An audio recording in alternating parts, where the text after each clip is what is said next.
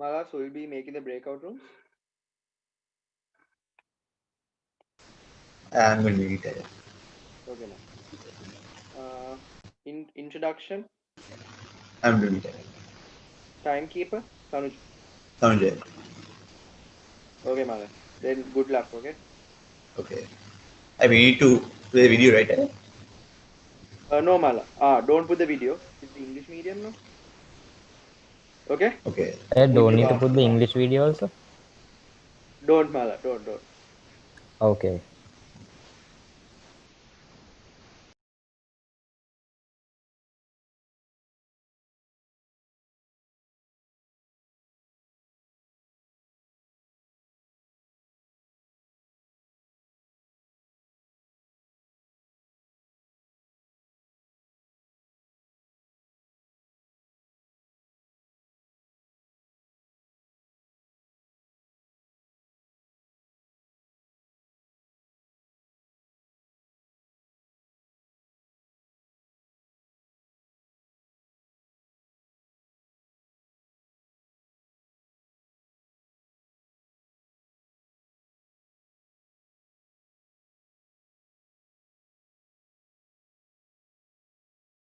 Udum. Yes, I. Can you put a message on the group telling all the stewards not to share the videos today? Okay, I'm sharing.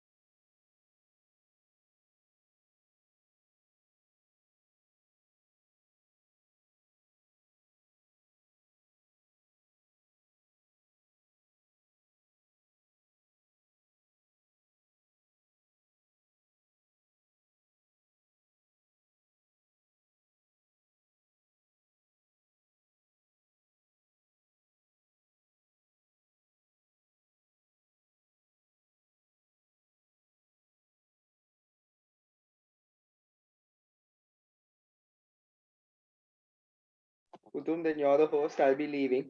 Good luck, Mala. Okay. Right.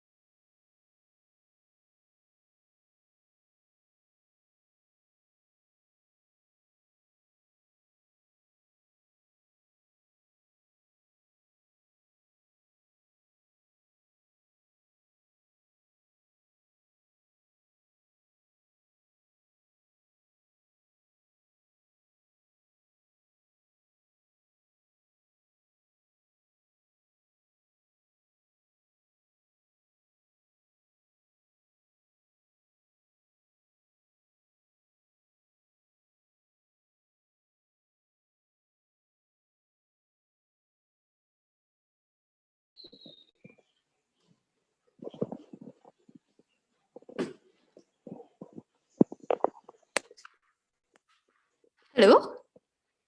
Hello. Yes, sir. Yes. Yeah, Maldi, what's the topic and the medium of this debate? This debate is English medium. Okay. Implement compulsory military training for all youth above the age of 18. Okay. Thank you very much.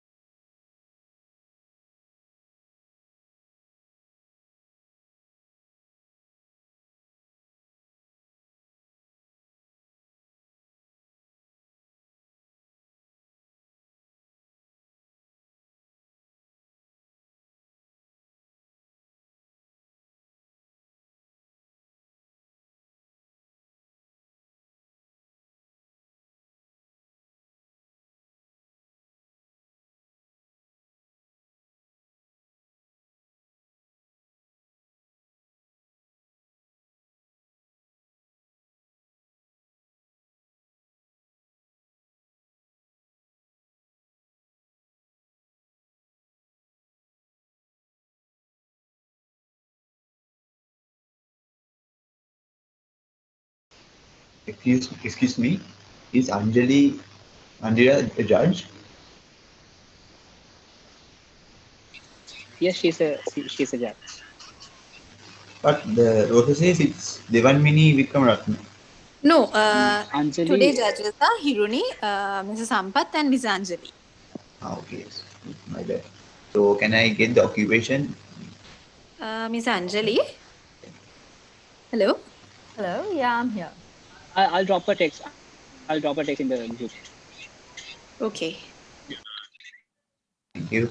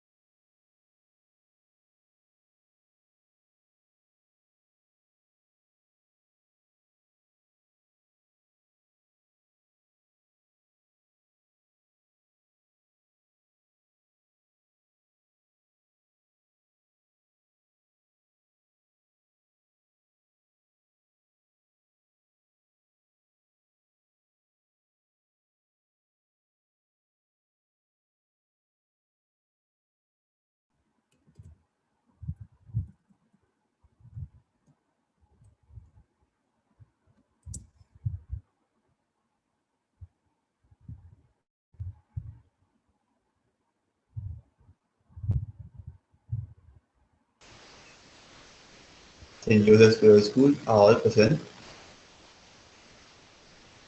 All the debaters present here. HTTPS is present, yes. Okay. St. Joseph's Girls' School are all the speakers present.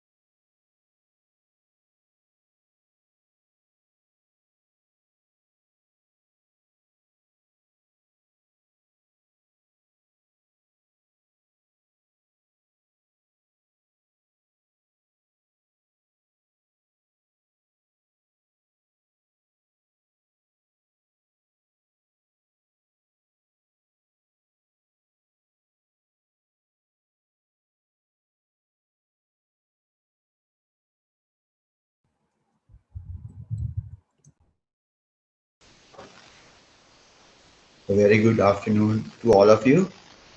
We warmly welcome you all to the second round of eDebater 2021. We will now commence a debate between St. Thomas Preparatory College and St. Joseph's Girls' School. Firstly, let me introduce the judges of this debate, which is Yuri Dianagi, who is a career counselor in ED1, Sampath Soiza, who is a lecturer at University of West of Scotland, and the head of marketing at Imperial College of Business. And lastly, Anjali Abekun, who is a lecturer and a senior student counselor. The debating motion for this debate will be: this House would implement compulsory military training for all youth above the age of 18. I repeat, this House would implement compulsory military training for all youth above the age of 18. St. Thomas Preparatory College will be the proposing team, while St. Joseph's Girls' School will be the opposing team. and all debaters are requested to keep their cameras on while the debating is going. If not, the points will be reduced by the judges. Each debater will be given 8 minutes to present their ideas, and after all 6 debaters finish their speaking, each team will be given 4 minutes for summarization. I will now hand the controls to the judge panel. Thank you.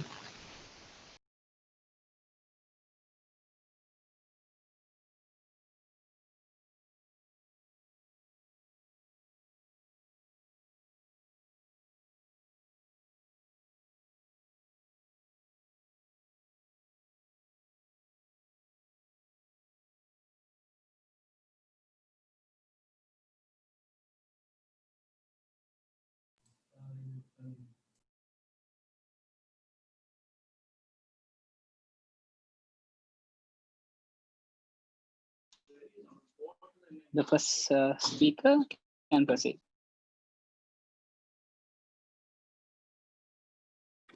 Can I be heard? Loud and clear. Okay. Starting in 3, 2, 1. Panel, what is compulsory military training? People joining Army, Navy, or the Air Force or more for a time period of 6 to 1.5 to 2 years is what compulsory military training is. Panel, compulsory military training is not joining the army or any of the ones I mentioned earlier, but it's being trained by them. It's been trained by them for a certain amount of time. For example, panel, the Royal Rugby team, they are being trained by the army or any of the ones I mentioned below for the benefit of their team. Panel, in our model, we are uh, in our model, we would implement compulsory military training for all youth and above the age of 18. Youth meaning male and female between the ages of 18 to 35. uh, Panel, youth doesn't have a specific age, but for our model panel we have chosen the age of 18 to 35. Panel, the difference in our world is that when a person turns 18, they don't need to join compulsory military training, meaning they don't need to join as soon as they turn 18, but they still have to go through the military training between the age of 18 to 35. For an example, Switzerland, they are a democratic country which they have already implemented compulsory military training. The only thing that they have the only thing that they have missed out on is the fact that they have military training only for the males. But panel, we have modified that in our model. Panel, for an example, if a person has a good chance to go for Olympics or play for a national cricket team in our country, we could do that without any issue, and that person could still come back and to the country and do the can complete the compulsory military training. Panel, we are not limiting people's careers. We are not limiting people's careers at all. If they are exceptionally good, only the government would approve of them to go and do whatever they want to do if they are really good at it. For an example, panel, Human Sun. Human Sun is he's a South Korean footballer who plays for the Tottenham football team, and he plays for the English Premier League. Humin San carried out his mandatory 4-week military service in South Korea in April 2020. He earned an exemption from the mandatory 21-month military service after helping South Korea win the 2018 Asian Games, but he is still required to go through a certain a month of training. Panel, we need to note that we are not talking about a time that our country is at war. We are talking about a time where we are not at war and we are at peace, and we are implementing compulsory military training. And panel, this is how we would be implementing our compulsory military training to our model. Panel, we have 3 arguments for the House today. The first argument is how compulsory military training improves equality. The second argument is how compulsory military training helps people. The third argument is how military training is a sabbatical. Panel, I'll be taking the first 2 arguments, and my second speaker will be taking the third argument. Moving on to my first argument. How compulsory military training improves equality. Panel, in compulsory military training, everyone needs to wake up at the same time, eat the same food, sleep in the same dormitory, etc. Everyone who undergoes military training is treated equally, be it a black person or a white person, or a rich person or a poor person, be it any of that. These people are treated equally in military training. Panel, military training is done with various types of exercises. Examples, team training exercises and bonding sessions. Panel, because of these types of exercises, people are put to work together. And in a world which racism, sexism, and various other types of discrimination are abundant, military training has been a proven method to reduce and improve equality. Panel, sexism will be reduced to a great extent because if we implement it, not only do males have to go through compulsory military training, but females also have to go through this as well. So the quote, "Women can't do this," will not be used to a great extent. Panel, another reason for it to improve equality is the uniform they have to wear when they go through compulsory military training. The uniform is a huge symbol in equality in the military. Even though some people might dislike military training, they are made to do it by the government for the greater good. These are the reasons why compulsory military training improves equality. Panel, I would like to move on to my second argument. How compulsory military training helps people. Panel, in status quo, a lot of people lack independence. People depend immensely on technology. Panel, most people nowadays can name brands, but they can't recognize a leaf on a tree. There are several problems like that they are not independent these days. Military training consists of foot drills, inspections, physical training, a graduation parade, and various other exercises where other skills are tested and trained. Now, compulsory military training can also make people independent, and it also can make people get stronger physically and mentally. For an example, panel, 46-year-old Bear Grylls joined compulsory military training at the age of 19 and went for compulsory military training after leaving school. He trained in unarmed combat, desert winter survival, and climbing and parachuting. Panel, because of military training, he has benefited a lot, and he is one of the best adventurers and survivors in the world today. Panel, this proves that in an emergency, people who have gone through military training would benefit to a certain extent. Panel, the purpose of military training being implemented is to develop a country and the people in it. Panel, I hope I have supplied enough points for you to I urge you to side with side proposition. I would like to end my speech there. Thank you.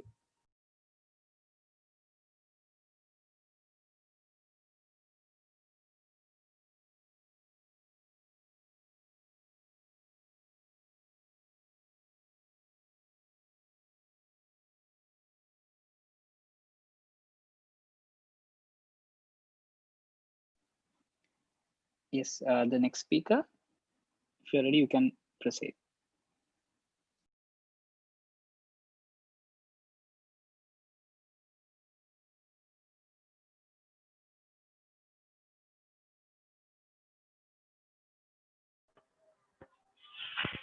Honorable educators and members of the House, today in this debate, we are with the motion that this House would not implement compulsory military training for all youth above the 18. Since we see that the compulsory military training is also named as conscript, right? So it's very obvious that so many nations are following this conscription system. But the real question is, what are the consequences, right? So we see that this is done against someone's wish or will. So a nation which is heading towards a peaceful environment, or which gives a peaceful environment for people or the citizens to choose or to take decisions on their own, will never have such a conscription system which is against one person's wish or will, right? So as opposing team, we have summarized or framed up three main arguments. Number 1 is freedom of choice, number 2 is ignorance, and number 3 is ripple effect. Before moving on to our arguments, I have to rebut points that were proposed by the proposing team. So let's talk about the point where the proposing team, the equality, right? So equality should exist and it's one of the SDG goals. But still, see the difference. We have different genders, male and human, right? So when it comes to male and human, there are differences by nature itself, and that's why we are categorized with 2 genders. Or let's say we can have one gender itself if there are no differences. So the inequality should be maintained, but there is a limit and a slim border where the equality should be taken up. So when you talk about females, so these females have separate time of the month, which is period, so menstruation. So during this time, the female are also compelled to carry on with this task, which is very hard, right? So there are given this because there is another gender, because the proposing team compelled it, there should be an equality. So let's move to the second point, which is compulsory military training is good, they say. But we say that since they are done against one's wish or will, there is a possibility for the members who don't wish to be a part of it to rebel against the government, right? So that's a strong point. And the third point is the development is done through compelling. That's what the program mentioned, right? So the case that we should consider is development is not done through compelling one person, but letting them to think freely and letting them to take the decisions freely on their own, so that they can come up with innovative ideas, they can come up with innovative industries through which a country's development can be carried on, not through compelling them to take part in the military activities. Military activities are common for all, but yes, there should be a limit to compel one person to follow it. So let's move on to the argument number 1 is the freedom of choice. So we see that the freedom of choice for one individual in a state is totally taken down and the freedom is totally violated.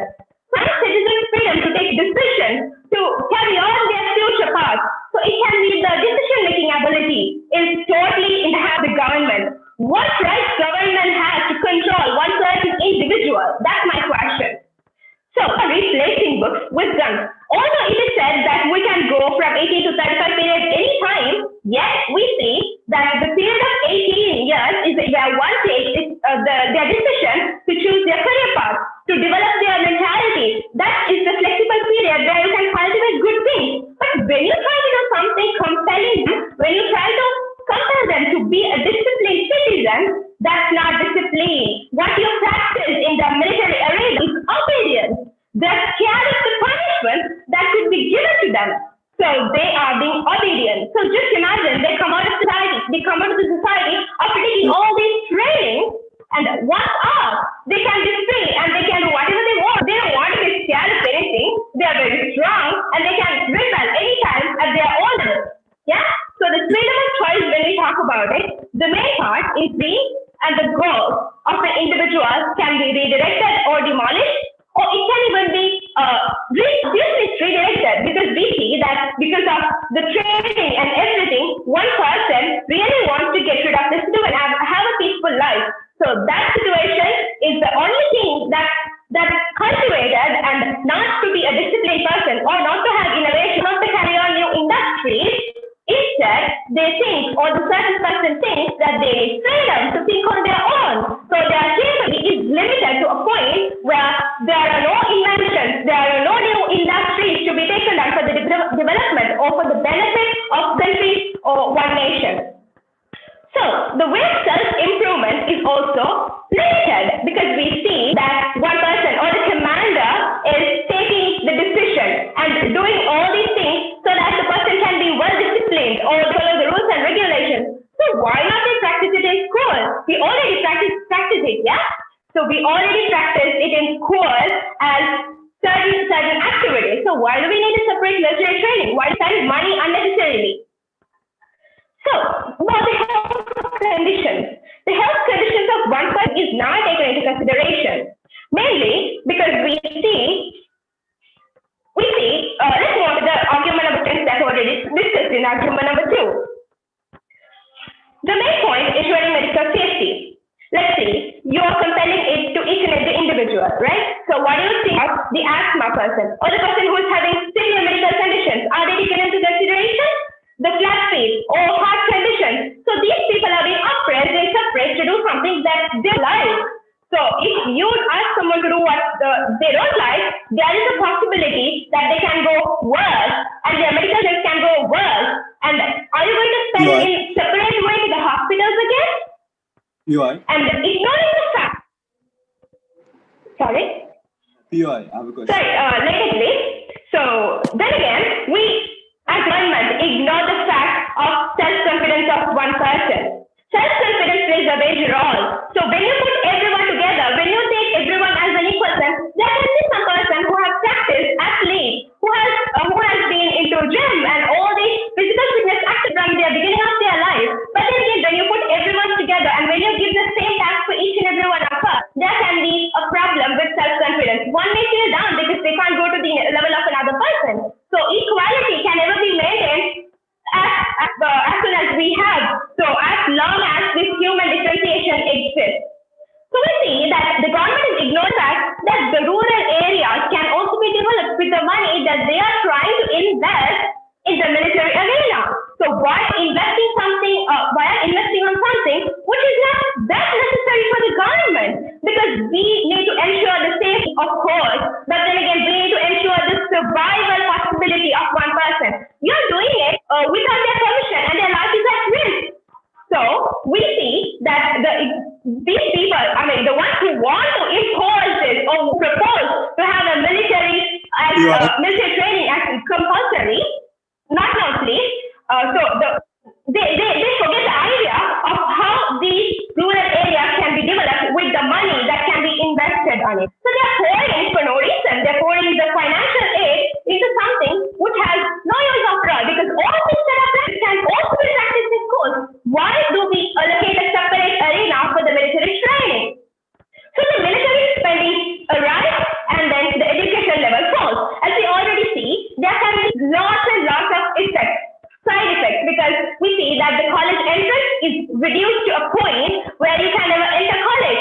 Your mentality is changed, deviated. So with that being said, it's very obvious and clear with these two arguments that why we need to have this should not be implemented as a compulsory act for the benefit of the government, people, of course, for the benefit of each and every individual and the betterment of the nation, or else the development will see you an end. You can never come to a brim of the development.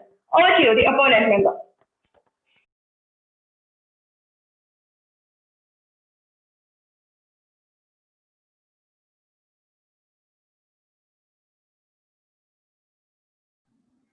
Can I be heard? Yes, continue. Okay. Starting in 3, 2, 1. Good evening, panel. So before I continue with my arguments, I'd like to present some rebuttals from the House. So firstly, the opposition's first speaker said that we are doing this against someone's wish or will. While we don't agree that everyone may want to wantingly go for military training, isn't school against someone's wish or will? Children attend school, not necessarily all the time because they want to, but it's that school that develops these children, gives them opportunities to take part in different jobs, and gives them the ability to, like I said, take part in different jobs and earn money. The school is what gives them the skills to sustain their life and to carry on their daily activities. The same way, we feel that implementing military training would do the same. It's taking that education to a higher level. The opposition speaker said the education level falls. In fact, it increases, because panel, we believe that people don't have enough of life skills. Like my first speaker said, people are able to identify, design a brand, but they're unable to identify a plant. Why is that, panel? They don't have the life skills. They don't have survival skills. And we feel that by implementing military training for people above the ages of 18, we give them this sort of freedom. Unlike the opposition's idea of it, panel, it is not taking away someone's freedom. In fact, it is giving them more freedom. If people these days who are entirely technologically driven, we are all reliant on technology, but this military training enables us to be self-reliant and not completely and solely reliant on the technology. Another point that they brought up is that we are two different genders and we are categorized as two different genders for a reason. Therefore, even though they would like to maintain equality, that it shouldn't be exactly the same. We would like to disagree. Yes, of course, we are two different genders, but that doesn't mean that any other gender is superior or is better. We feel that both genders should be able to perform and do things at the same level. Yes. So the gender, you said we should have a limit. There can be differences. So do you agree with the fact that there is a natural habit where these two genders should be given two different kind of practice or different kind of training, because they both can't undergo the same training since the natural conditions of the both genders cannot be equal, right? To answer your question, yes, there are differences between both genders. Then there are some different ways that we are built. But then at the end of the day, we are all human. And we need to understand that we cannot outright say that they should be given different practices. There are countless women who are in much better physical condition than men, who are much stronger than men. I mean, these days there are fitness inspirations to people. There are influencers who are on a different, on a different level of physical well-being and fitness. Some exercises and some physical and as well as mental activities that they go through are sometimes harder than what men do. So therefore, we can't really say that no, thank you, that they aren't able to match the same abilities. No, thank you. The next point that they said is the development is done by letting people think freely, and when you compel people into joining the army, that they are not able to do so. We would like to disagree, because when you're in the army and all the youth is gathered together, career guidance can be given. I mean, isn't it clear that the current career guidance methods are wrong, that people aren't able, they are forced into things by society? Because as we can see, there are too many people applying for jobs such as doctors, engineers, and lawyers, where there aren't enough firefighters in the world. There aren't enough. There are some professions with concentrated people, with too many people for the jobs, where there are other professions where there aren't enough people for the jobs. They also said that people make these decisions at 18, and we agree. And that's why we believe they should be given the exposure and the career guidance as well as the physical training. They said that when someone comes out of the army, they will be strong and they might be able to do anything. Well, even in the present world, if someone were to work out at their home and to build their physical capabilities, they will be strong. But this rectifies that situation, because here, as I mentioned before, we are giving equal training to everybody. From the ages of 18 to 35, everybody gets equal training, men and women alike. So there won't be one person who will be able to dominate everybody else. When everyone else has this equal physical training, they'll be able to stand up to each other. Moving on to my argument, it's about how this is a sabbatical.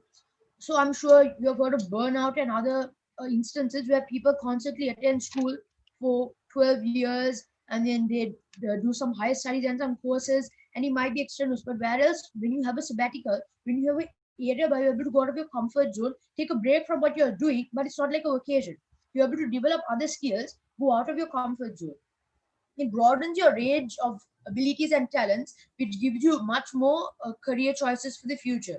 It leaves much more opportunities for you to excel in different paths, and it opens up a whole new world for you. Whereas when you continue in the same thing many years in straight, there are opportunities where people will lose interest in it.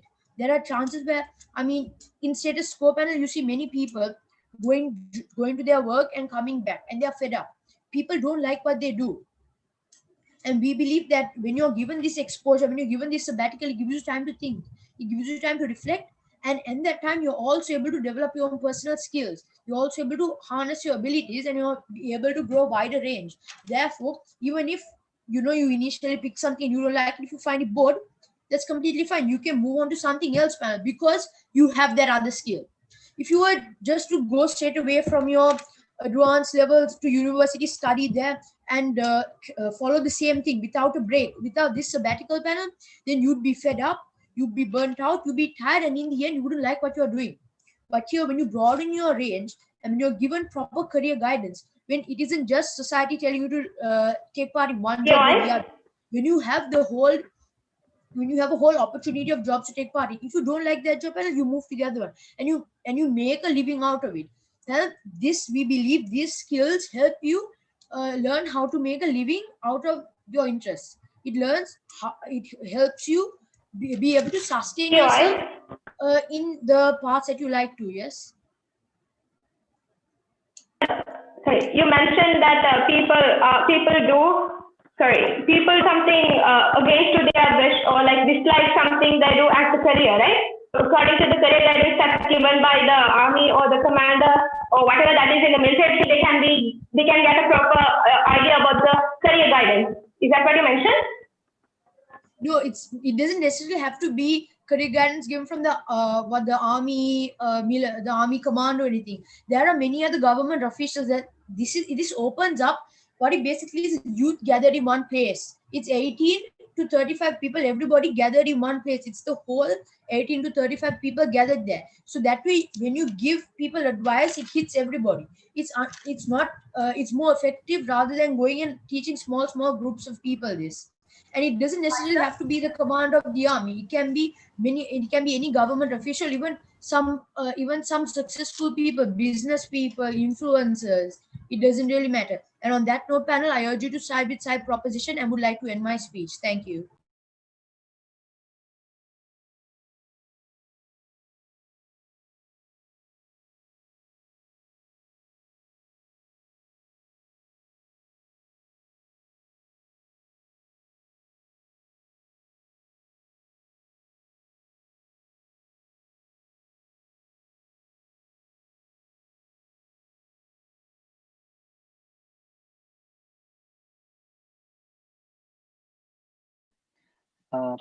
The next speaker can proceed.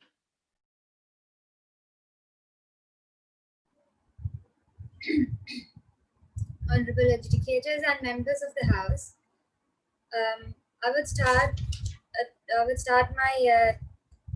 by rebutting a few points that the second speaker of proposition team said.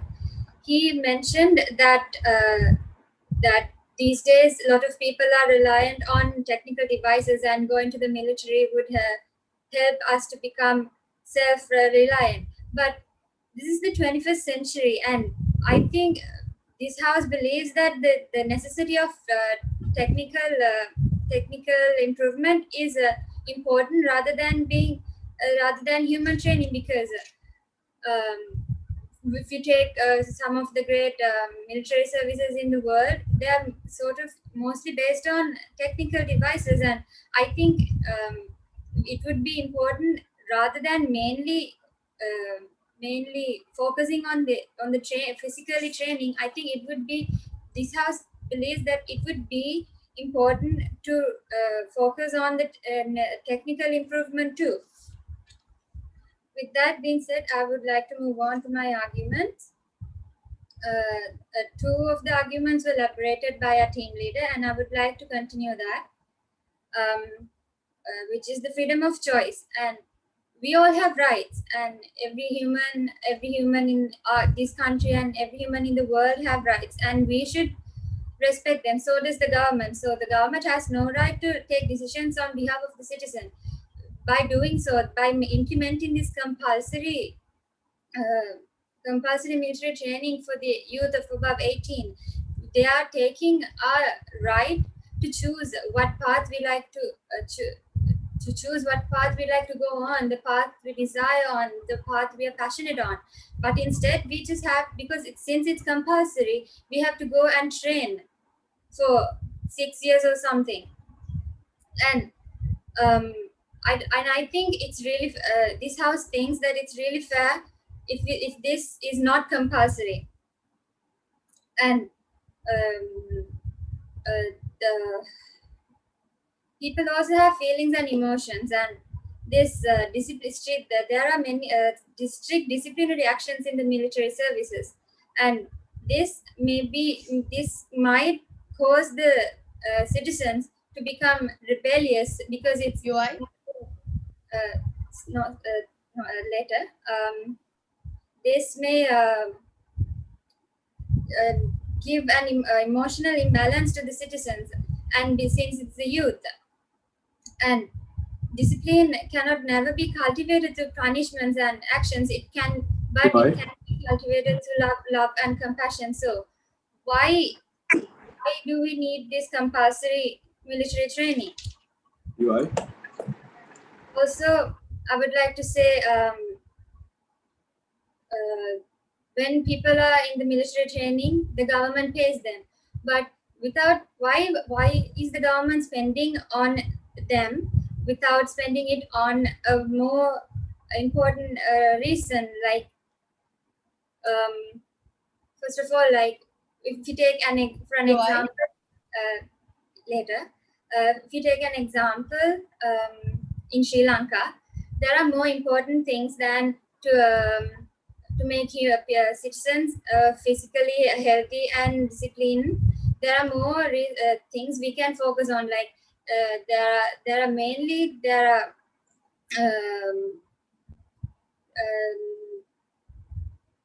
racism here. Like so, I think without focusing so much on this military thing, this house believes that if they focus more on the issues that more important than this, it would be better.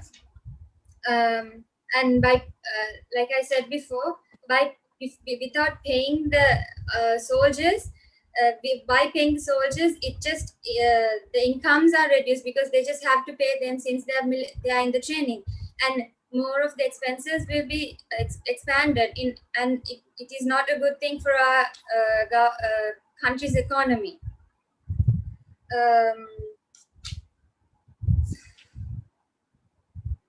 Also, the proposition second speaker said that school and military training is the same.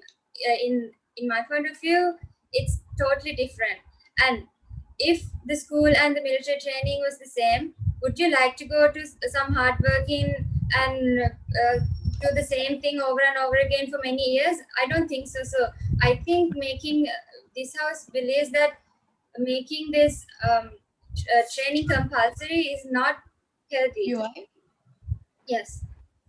So are you saying that people who go to school aren't hardworking? Because I believe that even to go to school and to study to pass your exams, you have to work hard too.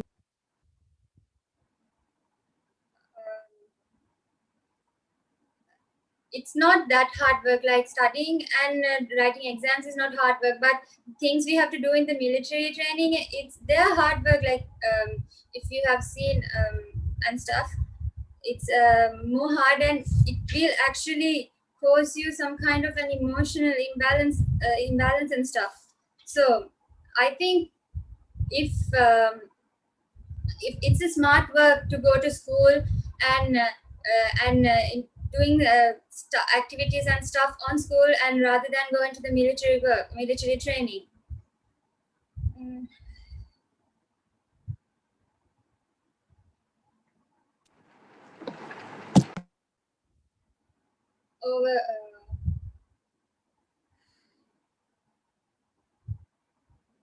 This house believes that the effect of military training is very negative, and it is very long lasting too.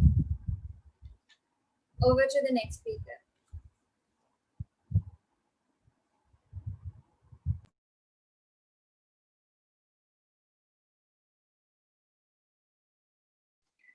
Next speaker can proceed. Yes, can I be heard? Yeah, go ahead. I'll be starting in 3, 2, 1. Panel, for this debate, I have two main clash points. Which side has truly understood how this can benefit our country as a whole, and the practicality of the situation. Panel, I would like to start off with a few rebuttals for the House.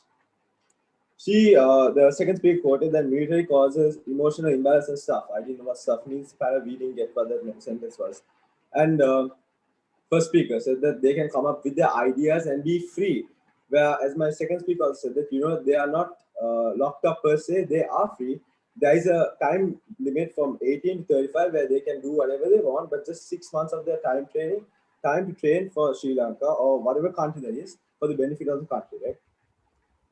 The first speaker also said, what right does the government have? I will answer that question for you. The government has the right to enforce laws for the betterment of the country, and we are the society, right? So us abiding the laws is a necessity. I don't know what the speaker was talking about. To that, yeah, wait, you're out of order. To that, Russia's done it. She said that it would get worse if you force people to work, right? She said that it would get worse, right? But Russia has done it. Nothing seems to be going wrong, Panel. I would like to. Yes, I will take it to you. If this particular situation takes only about 6 months course, don't you think it will become it will advance the problem of unemployment of a certain country? Because unemployment has become the basic economic problem, and will it become a solution and like help in the advancement? Yes, to answer your question, actually, I don't think it will affect unemployment because there's a gap of 18 to 35 years, right? They can do whatever they want, get a job, but just 6 months of their time train, right? I don't see, but I don't get that. Sorry. I'm sorry. No, you are out of order. I would like to start off my speech. Joining the military doesn't mean that they will be in the army per se, but being trained by the army for 6 months to 1 to 2 years, which is called conscription, right? What we mean by compulsory military training panel is what is happening and being done over the world, like in Switzerland, Austria, Russia, and even in Sri Lanka. Minister has proposed this, Salath Veerasekara, if I might say, who is a public security admiral. And for all youth, when you globally check it, it is between 18 to 35 years, right? Yes, and women are also counted. Yes, it doesn't say that. It doesn't say at the age of 18. The topic says above the age of 18, right? So we are there. And there is an age range, which means that they have a time gap to choose whether to join compulsory military. And research shows that taking a break after studies and a short time gap of 1 to 2 years helps an individual, not a holiday per se, but something else to what they were doing, right? Which my second speaker said, a sabbatical.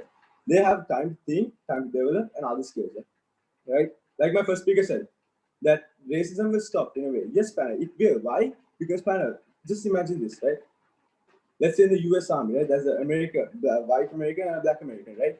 They work together, go to the same obstacle courses, go to the same hardships, go to the same training or whatever they do, right? They will automatically create a bond, right? Studies have shown that and proven that. Panel, we are not saying that they will be...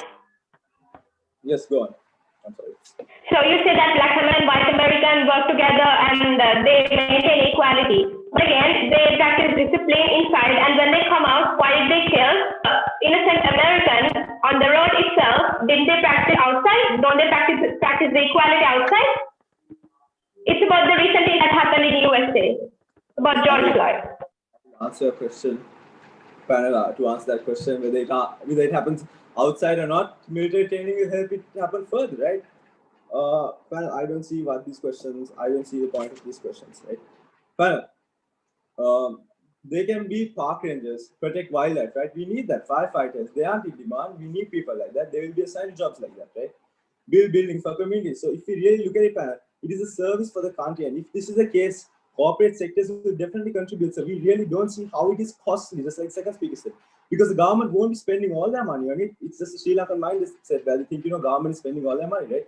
Because training will result in more focused people, and the corporate sector will be compelled to pay for it, right? So there is no costly side to this per se, just like they said, I just proved that wrong. The government doesn't have to fund it. It is an advanced service for the country. This is an enormous benefit in taking a break as well, panel. Like I mentioned before, panel, after all the studies have shown that taking a break, it will cause you to take your studies seriously. And remember, there are exceptions, panel. There are exceptions. Even in World War II, right? If you had any ailment, you would not be put into the war, right? So anyone who has heart problems or anything, that they will not be put into this military, and there will be no injuries or deaths per se. Only who are fit to train will be put in a train. And just like they said, panel, if you inherit their studies, thank you. If you are brilliant in your studies, panel, there will be an exception as well, where they can go for their further studies, finish it, and it will not inhibit their studies in any way whatsoever. And again, there's an 18 to 17 year gap where they can join for just 6 months of their life. Panel, I don't see why that will be a problem, panel. And also, 80% of countries that have adapted compulsory military training above 18 have shown that it is benefited the culture and countries immensely in jobs assigned to them, panel. Yes, I will take a POI before I move on. Hello. No POIs? POI? Yeah. So as you say that it's not that costly and all, but instead, why not we use that money to develop the area that needs development, to provide solutions for some global issues, or like maybe it can be for the rural areas. Why not? Yeah, I just mentioned that in my early argument. I said that they will put to build buildings, help the community out. Panel. I would like to conclude my speech by ending it with this panel. The opposition gave us good pointers, but I proved all of them false and gave the solution. Right, panel? We see no reason in why we shouldn't apply compulsory military training at the ages above 18. I do not think the opposition has researched about what the topic said properly, panel. With all due respect. We have brought you panel constructive, practical, and principal moral arguments, and we feel like we have taken this win for this debate. And I would like to conclude my arguments here. Thank you. Thank you.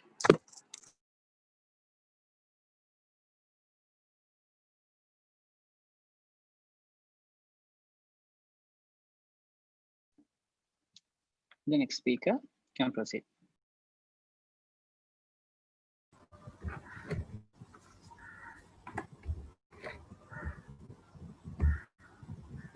Am I audible? Yes, you are. Proceed, Putta. First of all, answering the question which was raised by the last speaker of the proposition party. What this particular speaker was saying, that he doesn't see a big impact on the issue of unemployment. But what we must understand is that when we take this issue of unemployment, what if this particular person who is being forced to be inside this particular training or whatsoever is the particular person who is shouldering the family burdens. So if this particular person like after education, after the age of 18, that is the place where these particular students or whatsoever have to find what their particular job is and to carry on. Now, even though they get this particular military training, that doesn't certainly mean that they will be serving for the military purpose. So if it is not their purpose, what is its applicability? Honorable judges. So like when going on with the second speaker says there is no difference between school and military training. So schools have something called, it has a direct impact on everyone's life, right? School has a direct impact. And despite what the path they take, most of the countries, they can't provide this kind of military training, and that is because there are facilities, and they don't have the particular facilities to provide. They don't have the particular resources to provide. So how is it applicable?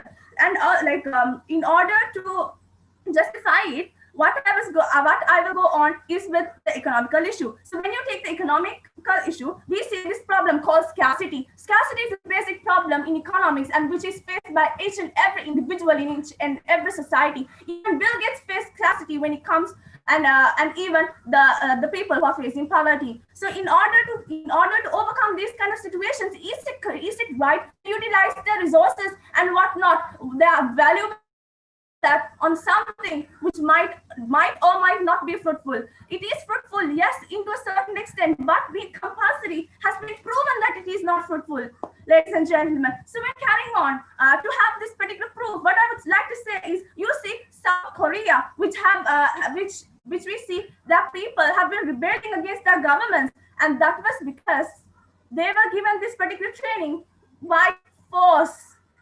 We were not, when we consider the point of the freedom of choice, what I would like to say, it's not just the freedom, it's about the right to choice. And it's a right of a person to be educated. And how come you take education and military as one thing? Education is not something physical. Education, just a part of education is physical.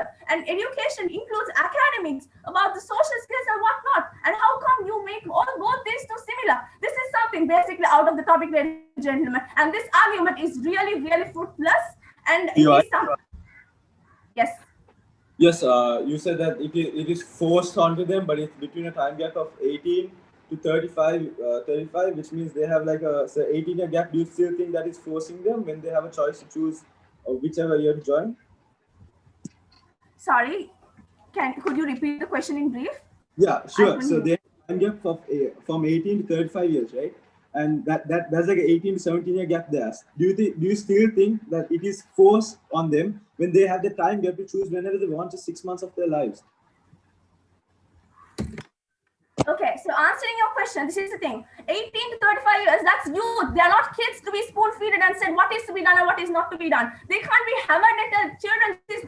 They're not babies. What you're talking about is not children who are under the age of teenagers. They are 18 years. And we see in the society, even the parents are unable to control these teenagers. And how come you take this policy and this particular children can be controlled and then spoon-fed, this is the right direction, kids, you go this way, that way. You have to see the biological changes. With this age, the youth have become something called radical. And when you give this kind of training, it is fruitful. But didn't you see?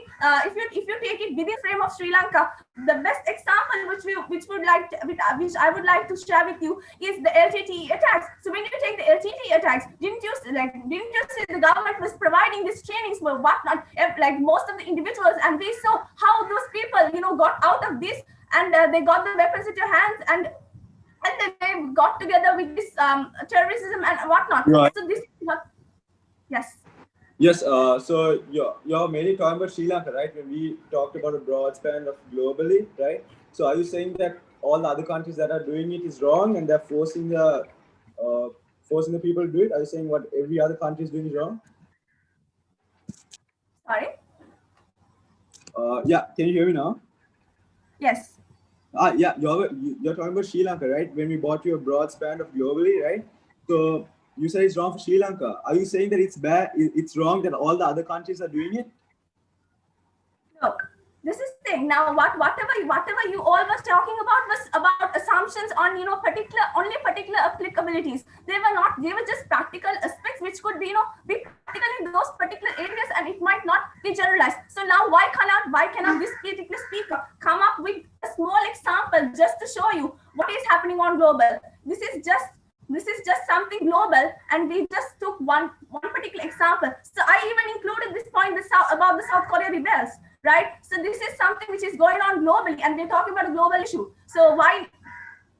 So when carrying on with this particular thing, we have to take this age, like, so they were like about the emotional breakdown. There's nothing as such, right? So if you say that there's nothing as such when it comes to the emotionality, like why don't you see, like this is an age where they try to explore, right? This is the age they try to find what they want to do, what they are to do. So this particular age, they shouldn't be framed inside and be compulsory put into it, because there might be different fears and different other things which are being given. So like what we're emphasizing is about the physicality, and not about the emotional contact, not about the humane contact. Like they can be given this consent.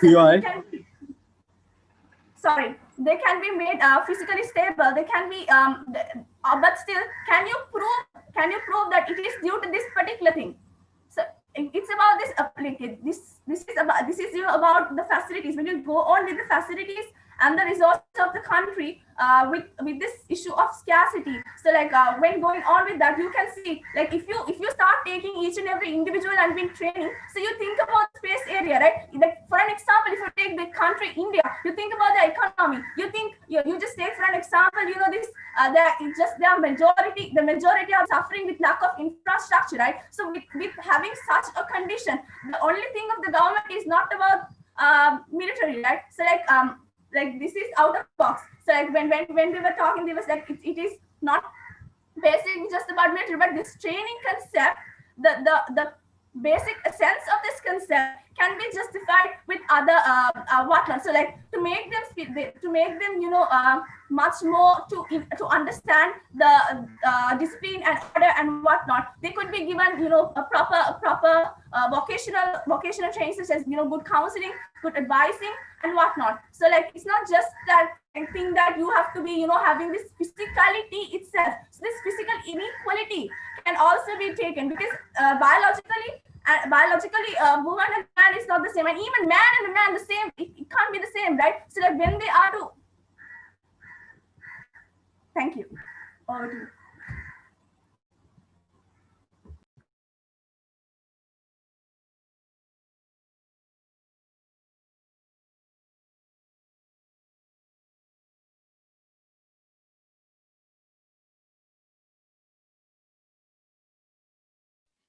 All right, the next speaker to summarize.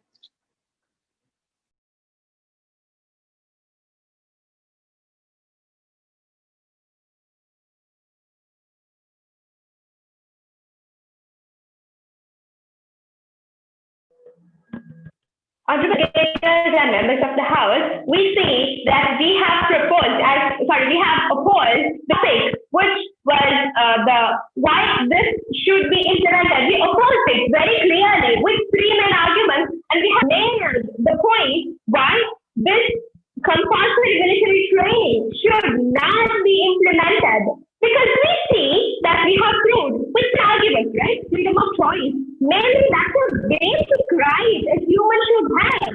That is the right, and we clearly proved it. Why this compulsory military training should never be implemented for the benefit of the billions of people who are living on Earth. It's their freedom. Life is given as a blessing for them, and it's up to them standing to choose. You can even say that there are rules and regulations. Actually, yes, there is a slim boundary where there is a violation that can happen because of compelling the military training, which is unconstitutional. The opponent can talk about the guidance and everything that can be provided. Yet, why not be provided in school? Why do we take a separate arena to provide them with all trainings and everything? Why not be implemented in school?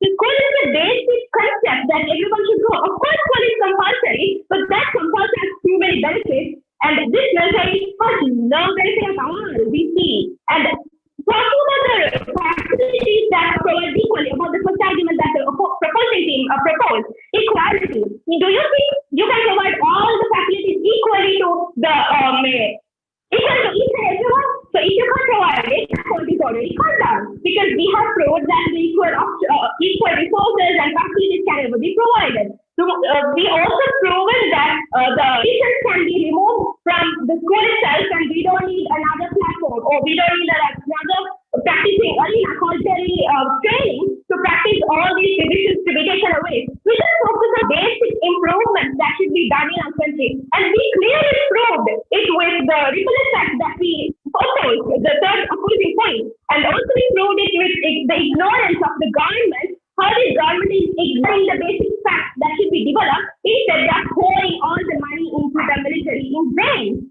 So it's very obvious and clear why this not be the military training should never be implemented as a compulsory act for everyone above 18, considering each and everyone's rights, physical conditions, and of course the divisions that can be eliminated from school itself. We have provided alternative options. So also we have cut down all possible points. Possibilities of almost every point using the arguments that we oppose, right? So it's very crystal clear why our team should win, as the opposing team of today's topic, this House would never implement the military training as very compulsory. Oh dear.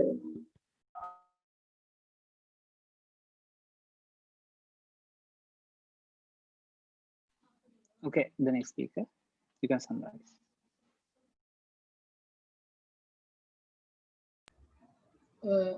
Can I be heard? Yes, clear. Okay. So panel, first of all, I would like to clarify some points that the opposition brought up later in the argument. First, they said that 18 to 35 is where they need to find proper jobs and take on the weight of the family. The people between the ages of 18 and 35 need to find proper careers. But I feel like the opposition has not regarded any more points and have completely disregarded it, because as the second speaker mentioned, Pam, when you are in this age and when all the youth are collected, and when you're in this military training, you are given more career guidance and you are given wider options and wider range of options to choose from. You're given more career paths. Unlike where when you go straight away from advanced levels to a university, you only have a narrow and selected path in which you can carry on. Only a narrow and selected path of careers which you can choose. And usually those careers seem to be the ones that are overpopulated, the careers where there are more people applying for. Unlike here, when your skills widen, when your range widens and it's more broad, you're able to take part in more careers. You're able to go for more jobs. And 18 to 35 is where you where you are able to find your career. But that is why you need to go for this, because you can get proper career guidance, because parental career guidance and career guidance provided at a school level is clearly flawed. And another point that they said is that it isn't right to utilize the sources into something that isn't important. So I would like to say, do you think that training people aren't important? Do you think that investing in the society isn't important? Because the government's idea of importance is given back to society, because panel, at the end of the day, all we're trying to do is make the world a better place, to give people the opportunity to be better. Panel, all we're trying to do is make people's lives better, people better, and the world a better place. So investing in the people is what we feel is the right thing to do. The opposition also said that they don't have any freedom. Hell, they are given, like my first speaker said, 17 to 18 years to choose. Even if they do not want the help of army or government officials to choose their career path, at 30, I'm not saying that at 30 people can't change their options, but that is precisely why they should take part. I mean, according to them channel, at around 18 is where you need to choose your career. And for the sake of the debate, going into their model, say you choose your career at 18, then you can join the compulsory military training at 30, at 31. So for the sake of the debate panel, as you saw, I went into the model and proved that too wrong. Another point that they brought up, panel, is that how can you prove that people are physically capable because they took part in military training? Well, I don't get the question. First, they say that military training is physically and mentally strenuous, and now they question whether it's effective at all. They're contradicting their own point. Now, panel, to summarize the whole speech, our first speaker brought up two arguments, and he spoke about how it improves equality, to which all the opposition had to say was that they aren't equal, and something about not building equality. But as our second speaker and third speaker effectively rebutted it, even that point is not valid. And then our first speaker also spoke about how it helps people develop their skills, develop self-reliance, teamwork, and building it. I mean, and our first speaker never said not to rely on technology or not to use technology effectively, but he said that you need to also have certain amount of self-reliance. And then the second speaker spoke about the sabbatical, the period where you can change your career paths, and the different job options that you gain and how it helps you. And he also rebutted the points brought up by the opposition. Then the third speaker went on to effectively rebut all of the first speakers and second speakers' points, as well as elaborate on the propositions first and second speaker. Therefore, we believe that after the efforts of all three speakers of our side, elaborating on the arguments and rebutting it, that the opposition does not that the proposition is has more points than the opposition's, and therefore, since our points outweigh theirs, that we take the win. Thank you, panel.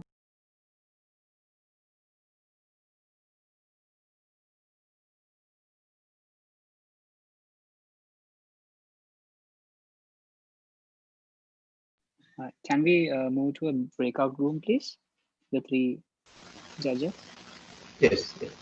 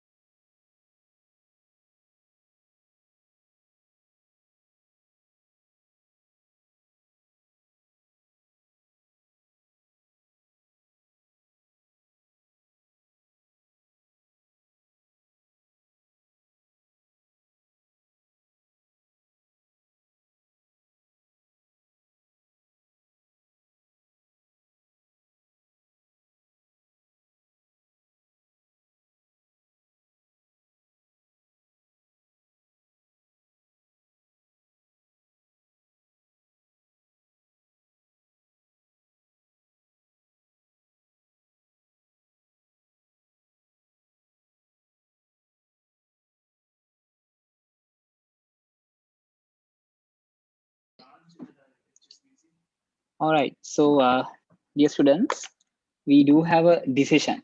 All right. So, first of all, thank you very much, St. Thomas's Prep and St. Joseph's Girls School for participating at this debate. So, I can see the enthusiasm. I know for sure you had other work, but you sacrificed all these things and you are here.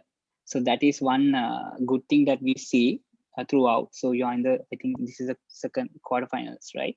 So moving on, basically like coming into this stage is a victory. So whoever wins, right? Whoever even lose, right? Basically don't think that you lost, you're totally lost. There'll be many other opportunities, and it was marginal. Basically it was marginal. We had a discussion also with the panelists, so I do have some points for your, like, to give you for your benefits, right? This will benefit you in your future, so take these things as constructive criticisms. All right, so I will announce the winner later. First I'll give you a brief introduction. The main issue that we found in the entire debate is what you have misjudged the term military training, right? So I know you have not been exposed. I have been personally exposed to this because I was working in an organization where we had compulsory training, right, for like 4 weeks in my previous organization, but we never touched a single weapon there. So all were disciplined. We had a lot of things to do. We had to wake up in the morning, which basically every one of us, we do like to do. So we had to do those things, and we learned a lot of things, right? So that concept, I think, I didn't hear much, but from the second speaker of St. Thomas's, that is Akhil, I guess. So he spoke about some training things. So that is the only place that I heard. So something regarding the training. So that part, I think you have taken it a bit wrong. So that you need to rectify next time when you see one of these kind of very sensitive topics. You need to do your proper research. All right. So looking back to the first speakers, the leaders, Lishan and I think Sarah, right? If I'm not wrong, Lishan and Sarah. Lishan, you came out with good base. Basically you came out to basically two things, 2 points. And then yes, I would like to see more, more justification and facts in future. If you go through to the next round, so you need to come out with more facts, because it's plenty of you have facts available, especially for the equality and helping people. But you had a base, so that is a good thing. And also Sarah, I think I didn't hear some part of your I was talking to my colleague also. I think we didn't hear some parts of your speech because it was echoing, but somehow I managed to listen to your speech. So in your speech, you need to come out with more strong base, right? So the topic, I think basically it helped you a lot, your team a lot, right? More than the proposition team. So if I ask you genuinely whether you like to go for this training, I know the answer. I can see from your faces also, right? So I think this basically this topic helped you a lot more than the proposition theme. So there you have to develop yourself and also your vocabulary. And imagine now here, of course, we are doing a virtual debate, no, not like a physical debate. So your tone, your tonality, your voice modulation, everything matters. And also Lishan, your eye contact, you have to improve, Puta. I saw, anyways, you are looking at a paper, that's totally fine. So you have to look into the camera once in a while and have some eye contact. Okay, so going forward, will definitely, I know you will, both of you will develop. And moving on to the second speaker of STC, Akhil. Akhil, your points, your arguments, your rebutting, all good, right? I see you are a very young person. I think you are the youngest. I don't know if I'm not wrong. I'm very happy the way you came out with all these facts, but definitely you will improve in future. Once again, your voice, your tonality and all, because this is a debate, no? Okay, the way you come out with the facts and your gestures and postures. Okay, so that points, the way you brought out the points and especially your summary, yes, it's good, very clear. whatever you said, it was very clear. Okay, so keep it up. Good job. Also, then the next person, St. Joseph's, I think Randini, I like the language, your tone, right? Your tone, color, and the way you speak, way you spoke was really nice. But you need to definitely come out. You have to be more prepared, Puta, right? You have to rebut a lot, no? So there were some instances that I wanted to, stop. I wanted to stop you and give you some points to rebut. So you have to do more research and then come out with many points to rebut your proposition team. Okay, so that sense you need to improve. Your language is not an issue. I mean, your tone, it was very clear. The other parts, we don't give marks for the tone. We give marks for your, the facts and figures and where you put out your facts, right? So how you rebut and all. So you have to improve in that. I know for sure you will do. Third speaker of St. Thomas's, that is Gotira. Gotira, I am pronouncing your name correct, right? Gotira. Yeah, Gotira, good.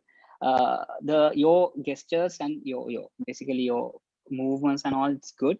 Once again, I saw you reading some notes, that's fine, but don't make it more obvious. You are speaking to a microphone also, no? And also the accent, I think it was not that clear, your some words and all. So have some pauses and talk, then it will be much more clear to anyone who's listening. Especially imagine, you always remember you're doing this in a virtual platform, right? So sometimes we don't hear some things. If you are too loud or too close to the mic also, we don't hear. Okay, so I have written make your voice more clear. Yes, rebutting, yes, your rebutting is good. Especially the cross question that you received about unemployment, you did it wonderfully. So that part you did well. And the second, so I have put those facts, especially please remember about the tone and also the way you speak. Okay, apart from that, your rebutting is fine. And if you look at the third speaker of SJC, St. Joseph's, Domini, I think you're good. Comparatively, you were the best, right, from your team members. So rebutting also, arguments also, it was good. My colleague and the other judge also, we were agreed on this. Your rebutting is also good. So once again, I have to tell you, we expected a lot more than this from both of your teams, right? So I expected a lot of facts, figures about this training, what is military, where you can see this training. You were talking about facilities. So there are places that these trainings happen. So these things are already available on the internet, right? See, I would have liked to see those things, but unfortunately I didn't hear. In future, whoever who walks forward, or is anyways, you'll be doing many more debates in your school life. Please make sure that you come out with proper preparation, with good research. All right. I hope you're not angry with me for this feedback. Right. So the winner of this competition is St. Thomas's prep. So you walk to the next round, and the best speaker of St. Thomas's. So there was a argument on that also. Anyway, somehow ultimately with the points calculated, Akhil was the best speaker, and congratulations STC Akhil. Also St. Joseph's, your best speaker is the third Tungeniputa, that is Domini, I guess, right? So congratulations, and don't get disheartened, girls. You came all this way. You have done a brilliant job. So to come this far, in future also definitely we will see you, and I want to see all these good things happening and these improvements. All right, so thanks a lot once again. Thanks the judges and St. Peter's also for organizing this. So I'll be seeing you all very soon. All the very best with your future, and obvious in future if military training happens, good luck with that also. Thank you guys. Thank you. Thank you. Thank you, sir. Thank you.